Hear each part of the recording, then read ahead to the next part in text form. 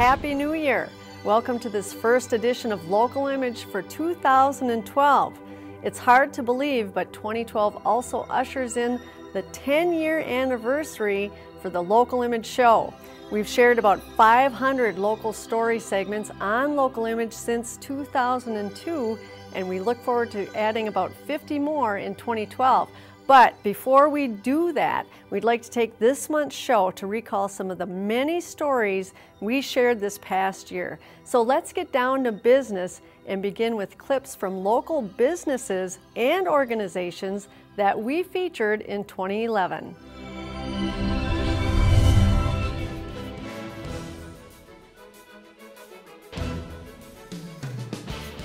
Well, what's unique about it is we have 80 craft beers. We have a great assortment of whiskeys. We have a great assortment of wines. The food is made fresh daily. We have #1 chef, Leonard Anderson. You want to drop to pork belly? Well, for the most part, we try to serve all high-end food using the most local, best ingredients possible for the most affordable price. And the biggest part about the hangar room is we have a dry aging room on site. So most other facilities that I'm aware of don't have that ability to do that or advantage. Essentially, you dry off all the meat to start off with, and then you sit it in an aged room with controlled humidity, air velocity, and temperature. And then what that does is that intensifies, richens, and softens the meat. It dries out the outer layers and concentrates the flavor inside the meat, so that you get a much more rich, unctuous steak rather than kind of your bland meat that's been wet aged or cryovac'd in some kind of brine of some sort.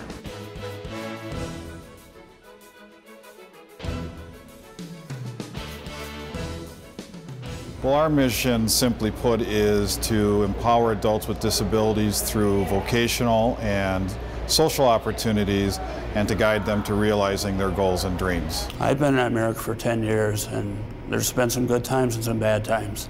But I've learned over the years that these people want to help you find a job. If you want a decent job, you need to work hard and follow the leaders. People at America, they're leaders. They show you, they help you, and they show you how to get the job that you want, and you gotta work really hard with them. You ready to work today? Yes, I am. Sometimes people get the misconception that if you have a disability, there's not a lot you can do for our business. They're not interested in, being open-minded, but we're not going to put somebody in a position that they're not capable of doing. Our guys are people too. They're on time every day. They're thrilled to be out in the community, and they're going to be one of your best employees you ever have. Karen, have you gone on any vacations recently? Yes, I have. And where did you go? Florida. Did you go with family or friends? I went with friends. Friends? So, and I have a new job. You're doing the internship, right? Yes, I am. At the Next state legislature. Thursday. Do you know which senator you're working with? No, I don't. I'm going to meet him next Thursday. I know why you're here, John. Why is that? Because you love us and you care about us and you do your job. That's right. That's yeah, right. do your job, that's right. And not only that, but we're here to do our jobs too. Yep. We've got important work to do, don't we? Yes. Important work.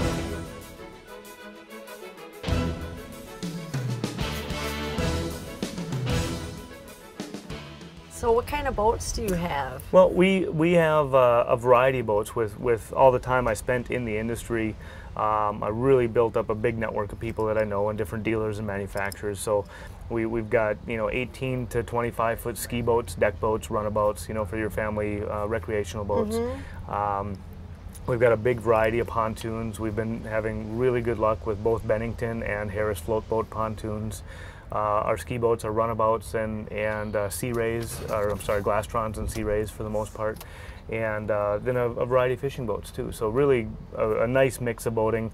That's one thing a lot of members really like too. If they are looking to get into boating, this is an easy way to try it out, try different boats, different brands, see how they perform and how they fit their family differently before they jump into purchasing a boat. Well, now, if people want to find out more, I know you have a website, and Sure. so you want to give that information out? It's yourboatclub.net. Or .com, I'm sorry, Yeah. yourboatclub.com, and or you can call us at 612-208-1800. Okay.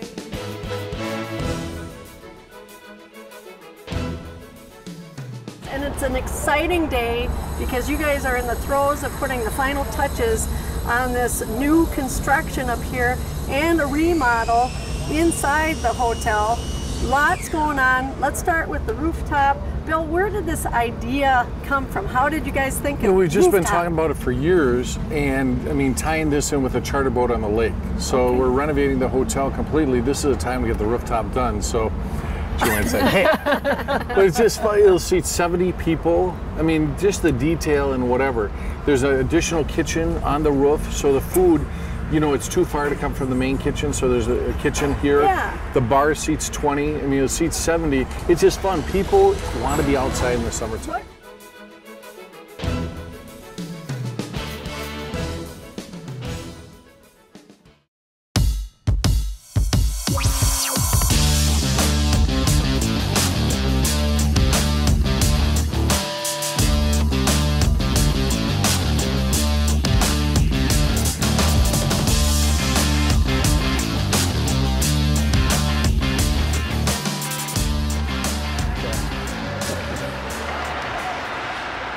And these guys look like they're pee-wees.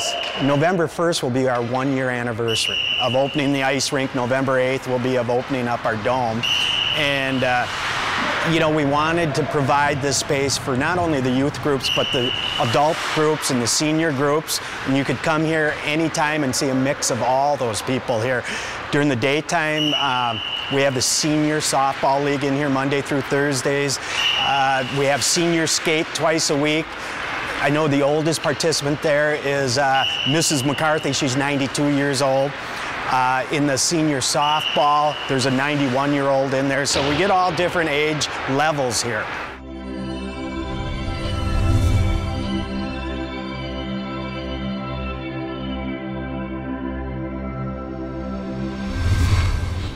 In the past 10 years, I've had the great privilege of spending some time with many interesting local image guests.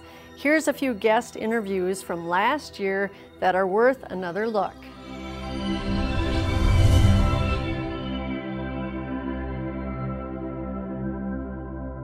So why should people go? What makes this place so special? Well, you know, everyone can decide for themselves, but it's, you know, we tried to create more than a ballpark. Mm-hmm. We were just delighted that we were actually going to have a ballpark. Absolutely. Instead of playing in a rectangular shaped football stadium, really. Yeah. Configuration was more friendly to football than baseball. And the dome and the construction of the dome made it a bit antiseptic. Mm-hmm. Mm-hmm. So here now we are outside with no roof, grass, the stone on the exterior of the ballpark, and a lot of different spaces in the ballpark. What's your favorite place? What's the one thing you absolutely have to show people when you have My friends? favorite place is the Metropolitan Club. Okay. It's the part of the ballpark that overlooks Target Plaza, Mm-hmm. and it's all glass. Oh, nice. So you know, you can see out, Yeah. and you have a clear view of the skyline of downtown Minneapolis, but people can see in too. Mm-hmm. So there's activity, and they see the activity going on, and it just kind of creates a buzz. Right, right. But one of the best things about Target Field is there isn't any one place. Mm-hmm. I tell folks, you know, if you really want to experience all that Target Field has to offer, you got to go about 4 or 5 times and sit in different places. Sure. What's your hope?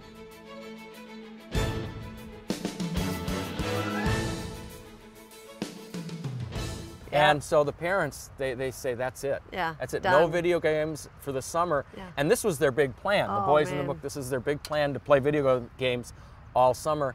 And so they're thinking that this is going to be The worst summer of ever. their lives. And Right. it turns right. out to be the best summer with lots of great, exciting adventures that take place. Mm-hmm. Tell us about how the snowman fits into this book.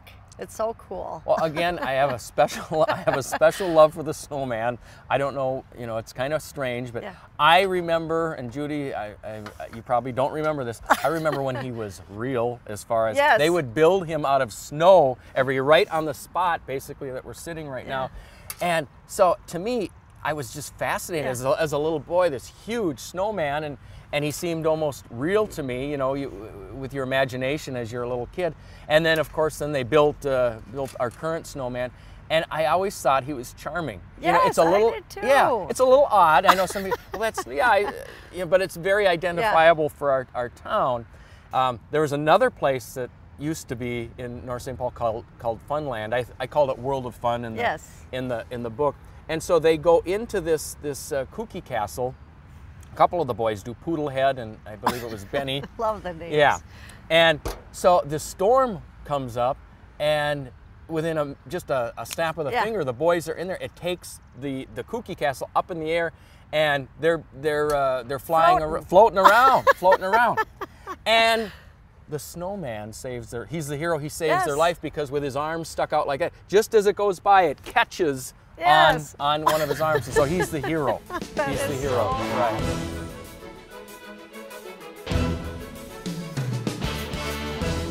And we got the idea, and some of our closest friends got on motorcycles, and we visited 3 families the first year. It grew to several other states. Now it's in Oregon, it's in Illinois. Awesome. The show we did Saturday was the outdoor thing with Gary Sinise, and then the next day we did the Illinois Tribute to the Troops ride, and we had a ton of motorcycles, and we went to families' homes. And I have to tell you, I'll just tell you a little story. I won't use her name, but we went to this one lady's house, and sometimes when we go to a home, they'll be there with their brothers and their sisters and the heroes' children, their aunts and their uncles. And we got to this one house, and it was just one lady. Just one lady standing at the end of the driveway who had lost her son. And she was there by herself. And you could tell just by the shoes she was wearing, this lady needed help. And she's like, you know, I didn't have anything but my son. Oh my goodness. And so these men that are part of Tribute to the Troops Illinois, they just men and women kick right into gear, and they take up a donation. And one guy went over today and cut her wood. She had a whole bunch of wood that needed cut. That is just incredible. So they went over and they cut the wood, and see, that's a genuine need in the community. Yeah.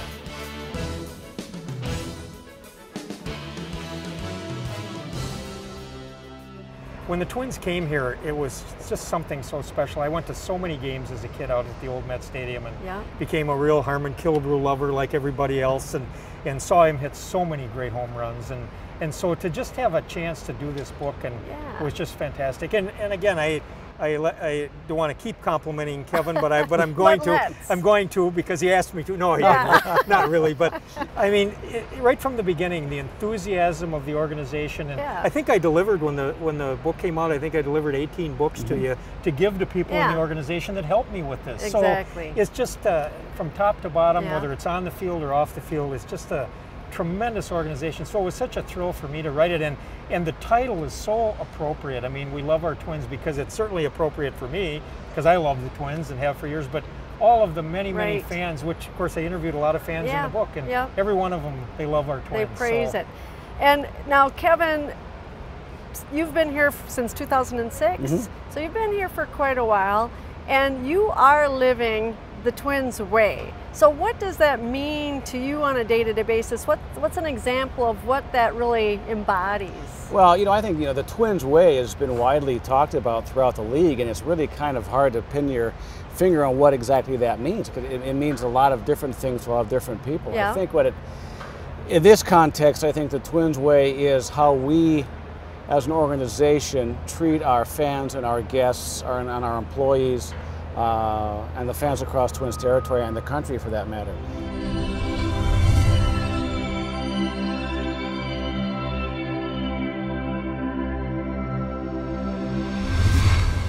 Our local schools provided for many great local image stories in 2011. From elementary to college level, these student stories showcase some of the outstanding work, efforts, and achievements happening in our schools today.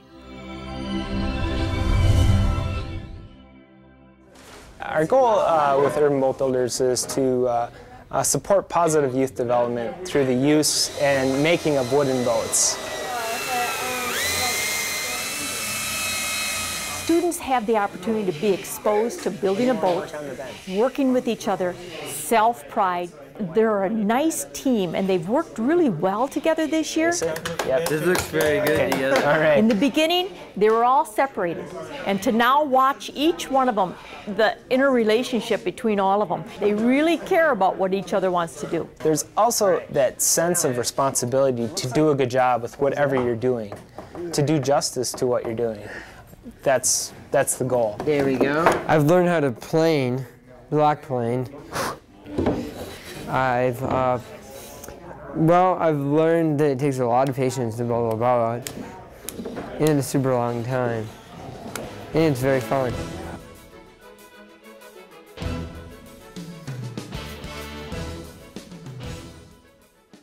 Anything our students need, it's here. A small field that demands students learn a lot, both by the book and intensive hands-on experience, is what draws students like Mike Schulenberg to the program. We want the patient to wear it, and this person would wear it. Good. You did well. Thanks. From creating plaster casts to sewing leather orthotic shoes and fitting patients with their orthotic designs, there's a lot to do in this Santa-like workshop, and Mike concurs that his instructor, Ed, is well deserving of his recent recognition. So I went in there and just stood by him and shook his hand, and he was what? And I'm like, well, I go, Teacher of the Year, huh? And so then he got all excited, and we talked about it for a little bit because I don't think he knew many people knew at that time. So what did he say? He said thank you and just had a big smile on his face. He definitely helps show that this field is more than just, it's all about helping people, and he's the type of person that, like I said, he'll definitely go out of his way to help you. So, and he kind of puts that on other people to show that, it's not just a job. It's a way of, it's helping people with a way of life.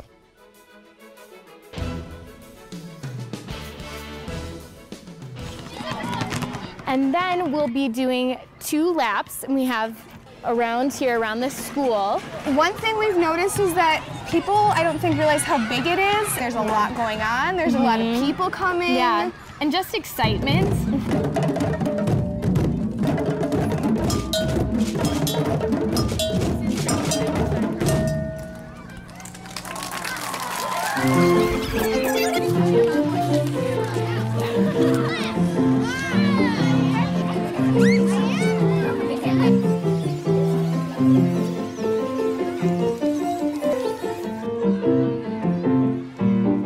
Exercise and eating healthy.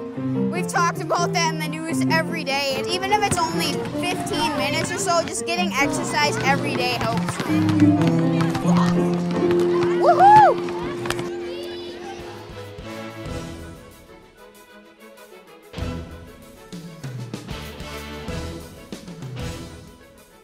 It's an A, okay. But if you're looking for an Adobe Illustrator. She's a really different teacher. She doesn't teach us all step by step how to do things. We kind of have to figure it out on our own, but she does answer the questions that we have and teach us how to work the machines. She works with us. She doesn't just teach us. And now we are training another of our 9th grade science teachers who's going through the How to Make Most Anything class, and he will take the Fab Academy this spring, so we'll have 2 of them fully trained to teach.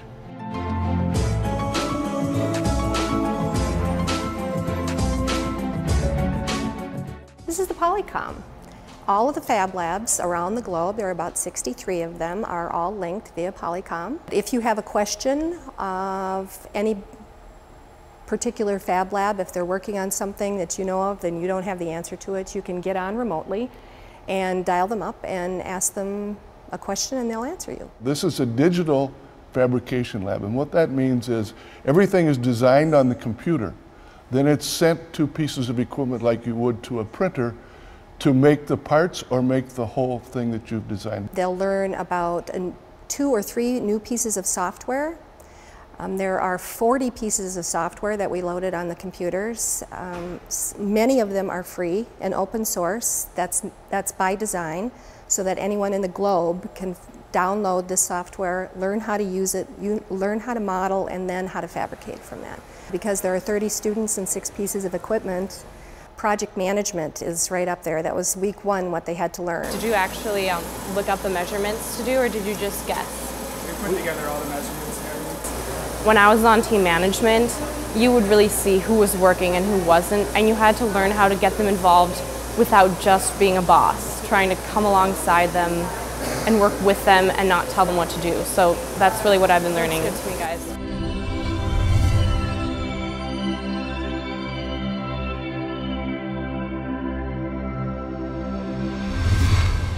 Our final group of segments selected from last year's local image shows feature the best in what community is all about, people helping people.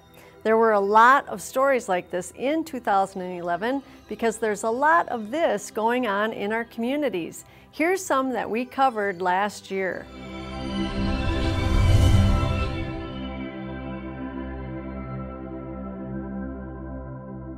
On White Bear Lake for the kickoff to the first of the 2011 Polar Plunges. And of course, Polar Plunge benefits Special Olympics Minnesota, and word has it that our own local U.S. Olympian, Tony Benchoof, is here, and he's going to take the plunge. Tony Benchoof and his group are about to come out. We're going to grab them. Hey, Tony! How's it going, buddy? Good. Tell us your group here. I'm here at Doc's Landing, and we're ready to get really cold for Special Olympics. It's awesome. Okay, quick questions. Now, how long have you been training for this event? About 5 minutes. 5 minutes. Okay, and what's the difference between the luge and the plunge? Well, they're both cold. I think this might take a little more guts. A little more guts. Yes, all right. I think so. Go ahead first, please.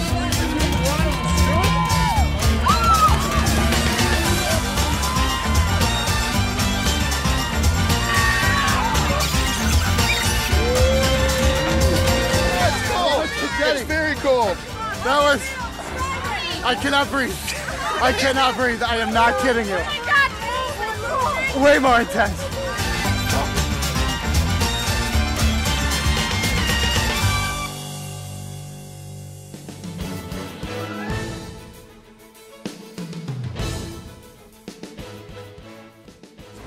Listened to a lot of them talking. There are some pretty amazing stories, you know, that guys have been through in terms of, you know, going to war or their respective military service. You know, it's having that bond, that brotherhood that the armed services have. They don't really necessarily even know each other. They walk in the locker room and it's instantly they know each other, whether they've met in the past, but there's a bond there. It's absolutely irreplaceable. I think part of it is a huge connection to the military. It's that brotherhood's there. They don't have to explain each other. They know what they've been through and they connect instantly. It's a great program because it improves the mindset of a veteran. You're going through so many different things, loss of life, loss of limb, loss of your job, and everything else. So common interests bound us together. Everyone's injured, everyone's hurt. So we all get together, have a good time, and we don't even realize we're injured. We just get out there, have a good time, and we make things happen.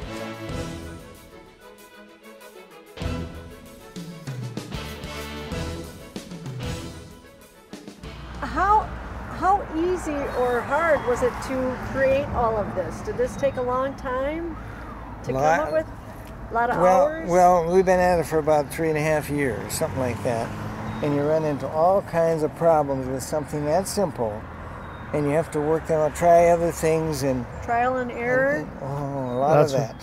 Did you want to give up at any point? Not so much trial and error in the principle, but in the materials and how do you put them together and how do you keep it from leaking. Yes. We're experts at making leaks. Yeah. and we didn't want leaks. So we finally have captured it. Dale finally found a component that worked. We know they can produce about 4 gallons an hour up here in the Minnesota sun, but down in Haiti I would expect about double that. And if it's about double that, that means that they should be able to get a regular 50-gallon drum in a day, which would be just awesome. Yeah.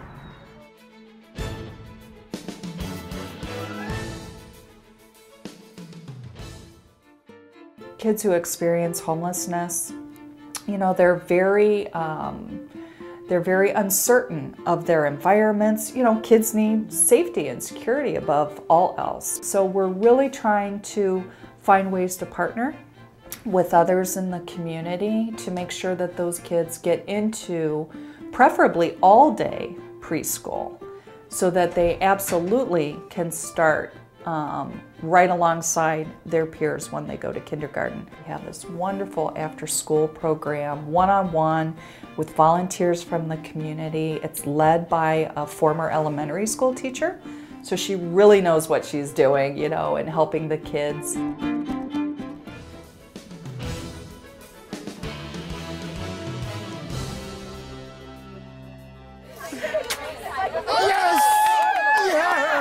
I had no idea that I was going to get cancer at such a young age, and I had no idea that I was going to survive. But right after they told me those 3 terrible words, "you have cancer," they said that I have a 95% cure rate. Once we found out about the relay, we had him fundraising. We didn't let him worry about getting sick. We didn't let him worry about any money bills, nothing. We just kept him focused on something, and we were so lucky to have this relay come into our life that we were able to just keep his energy and his positivity going in this direction. Throughout this entire time, I've learned just how much people actually care for me. My Caring Bridge website has gotten over 5,000 views on it already in just 3 months, and it's unbelievable. A neighbor of mine posted up a quote early on in my journey that reads, "Tough times never last, but tough people do." The second that was read to me for the first time, I decided I was one of those tough people.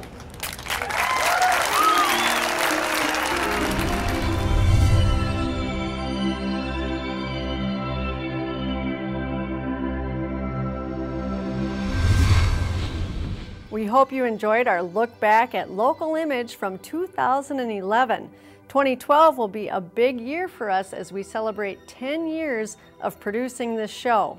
Stay tuned for more exciting guests and local stories in the months ahead, and be sure to contact us with your comments and story ideas either on our website or by joining our On Location Facebook page. Until then, Happy New Year, and I do thank you for watching Local Image. Anniversary celebration, how? Come on.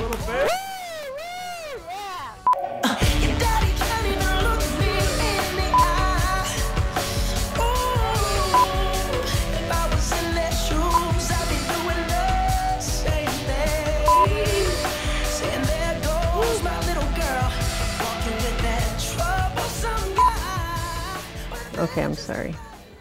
Let me get the little wet spit noodle going on there. Oh, for crepe's sakes. Holiday spirit on December. I'm sorry. We hope you enjoyed our look back at Local Image from 2011. Okay, I'm gonna start over. I don't like saying 2011. It's too hard to say it. Don't like it. We hope you enjoyed our look back at Local Image from 2011. I don't like that either. We hope you enjoyed our look back at Local Image from 2011.